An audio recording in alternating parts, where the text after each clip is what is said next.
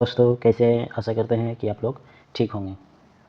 जैसे कि अब झारखंड सीजीएल सितंबर में होने वाला है, तो उसके देखते हुए अब हम लोग खोरठा में भी प्रैक्टिस सेट लेके आएंगे और कुछ उसमें मतलब क्वेश्चन भी किया करेंगे रोज़। तो उसी में आज हम लोग जो साहित्यकारों के व्यक्तिगत परिचय लाए हैं, उसमें से भुवनेश्वर दत्त शर्मा व्याकुल जी का लाए हैं। तो आज इसका हम लोग कम से कम 20 क्वेश्चन देखेंगे। तो हम लोग क्वेश्चन देखने से पहले इसके बारे में कुछ संक्षिप्त में देख लेते हैं, उसके बाद हम लोग क्वेश्चन शुरुआत करेंगे। तो शुरुआत करते हैं और आज हम लोग देख रहे हैं भुवनेश्वर दत्त शर्मा, ठीक है। तो इनका जीवन परिचय देख लेते हैं। तो जीवन परिचय, इनका जो जन्म हुआ था, जन्म बछर 17 मार्च 1908 ईस्वी को हुआ था, ठीक है। कब हुआ था? 17 मार्च 1908 ईस्वी को। इसका जो मृत्यु हुई थी, इसको खोटा में लोग मृत्यु बच्छर बोलते हैं, वो 17 सितंबर 1984 में। और जो इनका जन्म हुआ था, वो जन्म जो हुआ था वह माथाडेह गिरिडीह में हुआ था, ठीक है।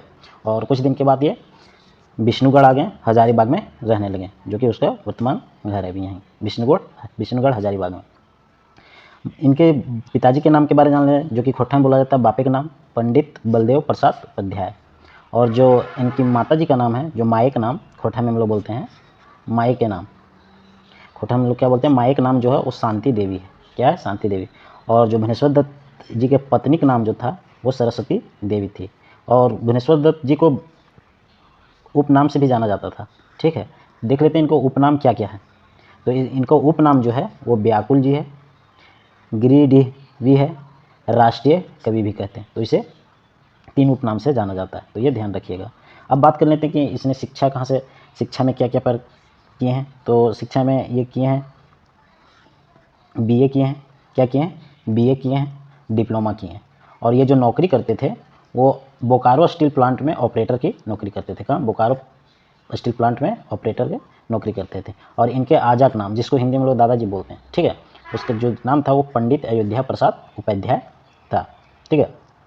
अब हम लोग बात कर लेते हैं इसकी कुछ प्रमुख संरचना, जो ये लिखे हुए थे, बहुत सारे रचना किए हुए थे, तो वो देख लेते हैं। उसमें से एक रचना इनका है प्रताप, ठीक है। दूसरा है वर्तमान रचना है, कर्मवीर रचना है, लोक्यमान्य रचना है, विश्वामित्र रचना है, और पंच कौन है? पंच भी है, जनता रचना है, सफ़र का साथी है, और चौथा नागपुर है, ठीक है। तो ये सब चीज़ जो इनके रचना है वो बहुत इंपॉर्टेंट है, इनको याद रखना। फिर हिंदू है, फिर हिंदुस्तान है, फिर बालक है, फिर जनता और जागृति है, कलम ये व्याकुल है, बहुत बार पूछा गया है ये क्वेश्चन, ठीक है। तरान ये व्याकुल है, ये भी बहुत बार क्वेश्चन पूछा गया। तो ये सब इनकी रचना को आप लोग को याद रखना है। अब बात कर लेते हैं, ये कुछ गीत भी लिखे थे। तो गीत में मांदल है जो 1950-51 में लिखे थे, किसानों की आंत्रनाद है, मादल ध्वनि मधुर ताल है जो 1976-77 में लिखे थे। तो ये इनके गीत हैं, ये आप लोग को ध्यान में रखना है। अब बात कर लेते हैं इसके कुछ प्रमुख तथ्य, ठीक है, तो वो देख लेते हैं इनका। तो ये जो 8 बछर के उम्र में बाप मर गए, मतलब कि इनका जब 8 वर्ष की आयु थी तो उनके पिताजी मर गए थे, और 11 बछर के उम्र में ये काशी चल गए, ठीक है। ये स्वतंत्रता आंदोलन में भी भाग लिए थे, ठीक है, 1925 में गांधी जी के साथ। तो 1925 में गांधी जी के संगे स्वतंत्रता आंदोलन में कूदल, मतलब ये उसमें भाग लिए थे 1925 में। और फिर 1930 में जेलें रामवृक्ष बेनीपुरी से भेंट भेल। इनको 1930 में जेल में बेनीपुरी से इनका मुलाकात हुई थी, ठीक है। अब बात करते हैं कि हजारीबाग के पहले सांसद, इसको हम लोग खट्टम पहिल बोलते हैं, पहले सांसद स्वतंत्रता सेनानी रामनारायण सिंह ने व्याकुल जी के राष्ट्रीय कवि कहल। तो ये पूछा जाता है कि भुवनेश्वर दत्त शर्मा जी को राष्ट्रीय कवि कौन बोले थे। तो राष्ट्रीय कवि इनको बोले थे रामनारायण सिंह जी बोले थे, ठीक है। और रामगढ़ 1940 में कांग्रेस के अधिवेशन के सफल बनावे में व्याकुल जी के अहम योगदान रहे। ये भी बात इंपॉर्टेंट है, आप लोग इसको ध्यान में रखिएगा। श्रीनिवास पांडे स्मृति सम्मान 1989 ईस्वी में मिलल, ये इंपॉर्टेंट है, ये ध्यान रखिएगा कि भुवनेश्वर दत्त शर्मा व्याकुल जी को श्रीनिवास पांडे स्मृति सम्मान कब मिला था। तो ये 1989 में मिला था, तो ये आप लोग ध्यान रखिएगा। अब इतना हम लोग जान गए, अब हम लोग करते हैं इसका क्वेश्चन, ठीक है। तो फर्स्ट क्वेश्चन है, भुवनेश्वर दत्त शर्मा के जन्म ठाम बतावा, ठीक है। भुवनेश्वर दत्त जी का जन्म कब हुआ था, कहाँ हुआ था, वो आप लोग बताइए, ठीक है। तो इनका जो जन्म हुआ था वो हुआ था माथाडेह गिरिडीह में, ठीक है। कहाँ? माथाडेह गिरिडीह में हुआ था, ठीक है, जो कि अभी फिर ये वर्तमान में अभी ये जो वर्तमान में रहने लगे हैं, रह रहे थे, वो विष्णुगढ़ हजारीबाग में। तो ये आप लोग को ध्यान में रखना है। नेक्स्ट क्वेश्चन है कि भुवनेश्वर दत्त शर्मा के जन्म तारीख बतावा। भुवनेश्वर दत्त जी के जन्म तारीख बतावा। तो इनका जन्म कब हुआ था? 17 मार्च 1908 ईस्वी में। ठीक है, 17 मार्च 1908 ईस्वी में हुआ था। ठीक है, तो ये बात आप लोग को ध्यान में रखना है। ये जन्म से बहुत ज़्यादा, ये जितने भी लेखक हैं, रचनाकार हैं, उन लोग का जन्म स्थान, ये सबसे ज़्यादा क्वेश्चन पूछता है। तीसरा क्वेश्चन है भुवनेश्वर दत्त शर्मा के उपनाम बतावा। तो अभी हम लोग पढ़े थे व्याकुल, इनका क्या हो जाएगा? तीसरा का व्याकुल हो जाएगा। और क्या क्या था उपनाम इनका? तो इनका और उपनाम अभी था, राष्ट्रकवि भी इनको बोला जाता है। ठीक है, क्रीडी भी बोला जाता है। तो इनका 3 उपनाम था। अब बात करते हैं नेक्स्ट क्वेश्चन का। ठीक है, नेक्स्ट क्वेश्चन है कि भुवनेश्वर दत्त शर्मा कौन कौन कौन उपनामे जानल जा हथी। ठीक है, तो अभी भी हम लोग बात किए, तो कौन कौन? व्याकुल जी के नाम से भी जाने जाते हैं, गिरिडीहवी के नाम से भी जाने जाते हैं, और राष्ट्र कवि के नाम से भी जाने जाते हैं। इसका मतलब ये सभी हो जाएगा। नेक्स्ट क्वेश्चन है कि व्याकुल जी के राष्ट्रीय कवि के संबोधित कर ले हल। ठीक है, कि राष्ट्र कवि इनको कौन कौन बोले थे। ठीक है, तो इनको सिर्फ रामनारायण सिंह इनको राष्ट्र कवि बोले थे। ठीक है, जब ये रामनारायण सिंह कौन है? ये हजारीबाग के पहले सांसद थे। ठीक है, तो इतनी बातें इसमें आप लोग को ध्यान में रखना है।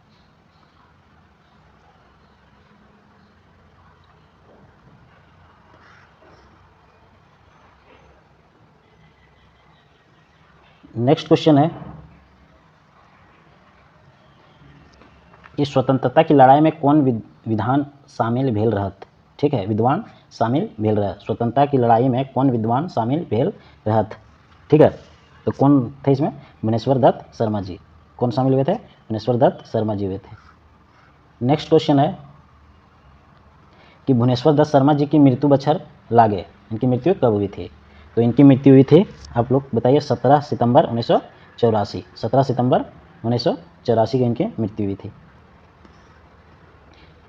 भुवनेश्वर दत्त शर्मा जी के जीवनी कौन खोटा साहित्यकार लिखले हथ। तो इनकी जीवनी कौन लिखे थे? तो इनकी जीवनी लिखे थे पारितोष कुमार प्रजापति। कौन लिखे थे? पारितोष कुमार प्रजापति इनके जीवनी लिखे थे भुवनेश्वर दत्त शर्मा जी का। नेक्स्ट क्वेश्चन की बात करते हैं।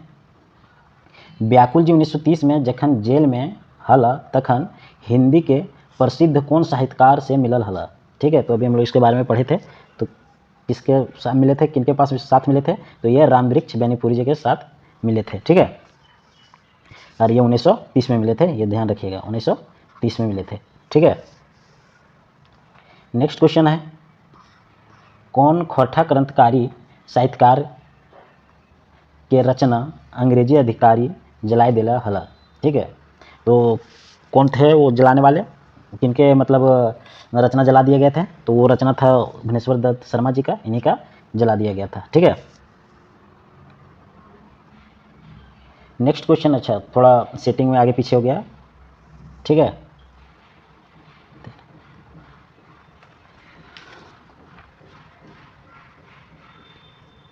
नेक्स्ट क्वेश्चन है कि व्याकुल जी गांधी जी के संपर्क में कौन बछराइल और स्वतंत्रता आंदोलन में कूद गया। ठीक है, नेक्स्ट क्वेश्चन है तो ये कब उसके संपर्क में आए हुए थे? तो ये आए हुए थे 1925 में। कब हुए थे? 1925 में गांधी जी के स्वतंत्रता आंदोलन में कूदल रहे। ठीक है, और फिर 1930 में ये रामवृक्ष बेनीपुरी जी से मिलल रहे। ठीक है, नेक्स्ट क्वेश्चन है कि कौन खोटा साहित्यकारक रचना सुखद खोरठा साहित्य कुटीर विष्णुगढ़ से प्रकाशित हो हलै। ठीक है, तो कौन हो हलै? तो ये हुआ था भुवनेश्वर दत्त शर्मा जी का। ठीक है, किनका हुआ था? भुवनेश्वर दत्त शर्मा जी का।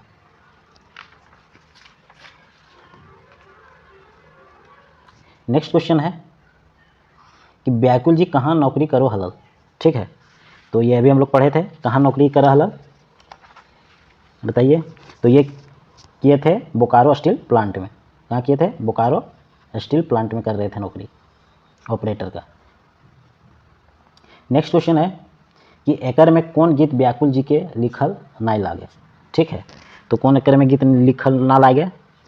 तो ये जगह हमनी सब एक, ये नहीं लिखे थे। बाकी मादल लिखे थे, किसानों की अंतर्नाद लिखे थे, मादल ध्वनि मधुर गीत ताल सब ये लिखे थे, ठीक है। जो कि मांदल ताल जो आया था वो ये 1950 से 51 में आया था, ठीक है। और मांदल ध्वनि मधुर ताल जो आया था ये आपका 1967 से 77 में आया हुआ था, ठीक है। नेक्स्ट क्वेश्चन है कि एकर में कौन व्याकुल जी के लिखल नाय लागे एकर में, ठीक है। तो कौन नाला लिखल लागे, तो ये मेघदूत। कौन मेघदूत, बाकी प्रताप, वर्तमान और कर्मवीर लिखे हुए थे। नेक्स्ट क्वेश्चन है कि श्रीनिवास पांडे स्मृति सम्मान व्याकुल जी के कौन बछर मिलल रहे।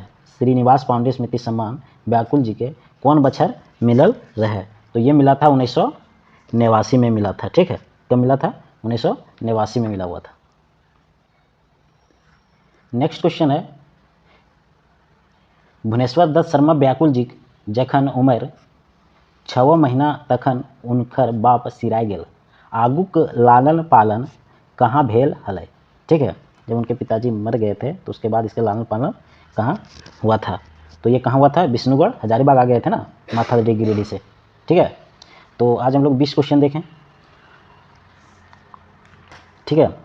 इसी तरह अब हम लोग रोज़ हर एक साहित्यकार का लाएंगे और जितना भी क्वेश्चन होगा उतना करेंगे। इसका पार्ट 2 भी कल लाएंगे, ठीक है। इसमें जितना भी क्वेश्चन है, अभी और क्वेश्चन है इसमें से, इसको नेक्स्ट क्लास में करेंगे।